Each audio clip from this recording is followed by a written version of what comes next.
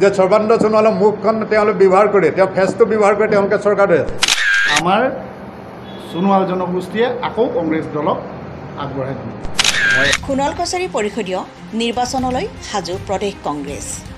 ডিব্ৰুগড়ত গঠন সোণোৱাল কছাৰী স্বায়ত্তশাসিত পৰিষদীয় সমন্বয় সমিতি অসম। সোণোৱাল কছাৰী স্বায়ত্তশাসিত পৰিষদৰ নিৰ্বাচনৰ ৰণসিঙা বজালে অসম প্ৰদেশ কংগ্ৰেছে। ডিব্ৰুগড় জিলা কংগ্ৰেছৰ কাৰ্যালয়ত গঠন হ'ল সোণোৱাল কছাৰী স্বায়ত্তশাসিত পৰিষদীয় সমন্বয় সমিতি অসম। শৈলেন সোণোৱালক মুখ্য উপদেষ্টা আৰু দণ্ডী সোণোৱালক অধ্যক্ষ হিচাপে লৈ গঠিত হ'ল ৩১জনীয়া এখন সমিতি। সোণোৱাল কছাৰী স্বায়ত্তশাসিত পৰিষদীয় নিৰ্বাচনত ধূলিচাত হ'ব বিজেপি। প্ৰতিটো পৰিষদীয় সমষ্টিতে প্ৰাৰ্থিত্ব দিব কংগ্ৰেছে।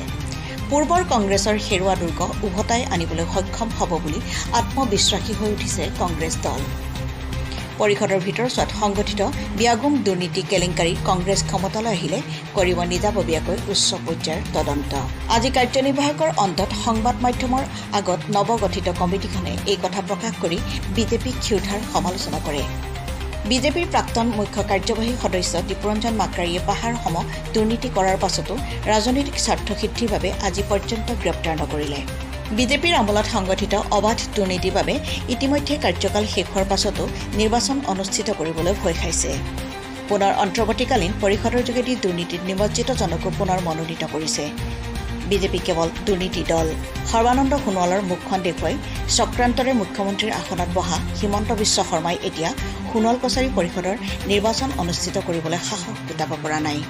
আমি ইতিমধ্যে কৈছোঁ, তেওঁলোকে আমাৰ প্ৰাক্তন মুখ্য কাৰ্যবাহী তেওঁলোকে এতিয়া নিৰ্বাচনৰ সন্মুখীন হ'বলৈ ভয় খাইছে। তেওঁলোকে যিমানসমূহ দুৰ্নীতিত তেওঁলোকে নিমজ্জিত হ'ল। দীপুৰঞ্জন মাকাৰী ডাঙৰীয়াৰ নেতৃত্বত কিমান কোটি কোটি টকা কেলেংকাৰী হ'ল বুলি তেওঁ এগেইনষ্টত CM ভিজিলেঞ্চ হ'ল, তেওঁলোকৰ বিভিন্ন এনকুৱাৰী হ'ল, হয়নে? তাৰ পাছতো তেওঁক আজি এৰেষ্ট কৰা নহ'ল কিহৰ কাৰণে? এটা সৰু ঘটনাৰ কাৰণে। এটা কবিতা লিখিলেও যিখন চৰকাৰে এজন ব্যক্তিক এৰেষ্ট কৰে, ইমান কোটি কোটি টকা তেওঁ দুৰ্নীতি ভ্ৰষ্টাচাৰত লিপ্ত হ'ল, তাৰ পাছতো এৰেষ্ট কৰিব নোৱাৰাৰ কাৰণ ক'ত? ৰাজনৈতিক উদ্দেশ্য। তাৰ লগতে বগীনদীত সেইদিনা এজন EMৰ ঘৰত ট্ৰাক এটাকে বস্তু উদ্ধাৰ হ'ল। ছ'চিয়েল মিডিয়াৰ পৰা আৰম্ভ কৰি সকলো ফুটেজ দিয়া গ'ল। তাৰ পাছতো তেওঁক এৰেষ্ট কৰিব নোৱাৰা কাৰণ কি? ৰাজনৈতিক উদ্দেশ্য। এই ৰাজনৈতিক উদ্দেশ্যত ব্যৱহাৰ কৰাৰ কাৰণে সকলো কথা এনেধৰণে হৈছে। আমি কংগ্ৰেছ দলে এটা কথা দেখিছোঁ যে বিজেপিৰ এনেধৰণৰ ষড়যন্ত্ৰক আমি ধিক্কাৰ দিছোঁ।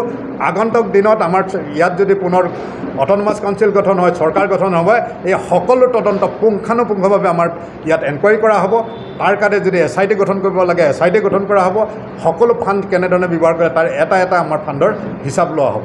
গতিকে এই কথাখিনি সন্মুখলৈ আহিব বুলি তেওঁলোকে আজি নিৰ্বাচন হ'ব খোজা নাই।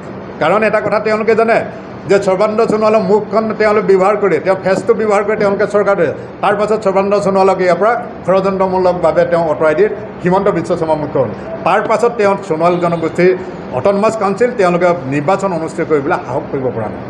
আমি এইকাৰণে কৈছোঁ যে হিমন্ত বিশ্ব শৰ্মাৰ যদি সাহস আছে অট'নমাছ কাউন্সিলৰ নিৰ্বাচন অনুষ্ঠিত কৰি চাওক, তেতিয়া আমি তেওঁক ইয়াৰ প্ৰত্যুত্তৰ দিয়া হ'ব।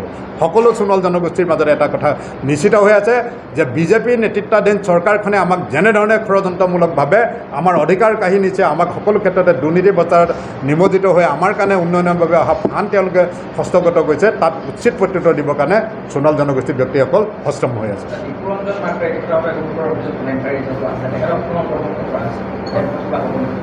নাই, এইকাৰণে কৈছোঁ যে দীপুৰঞ্জন মাকাৰীৰ এগেইনষ্টত ইমান কোটি কোটি টকা কেলেংকাৰী থকাৰ পাছতো পুনৰ তেওঁক কমিটিখনত অন্তৰ্ভুক্ত কৰা হয়। সেইজন ব্যক্তিৰ স্থান আজি ক'ত হ'ব লাগিছিল? যদি কংগ্ৰেছৰ দিনত হ'লহেঁতেন তেওঁৰ স্থানটো জেলত হ'লহেঁতেন।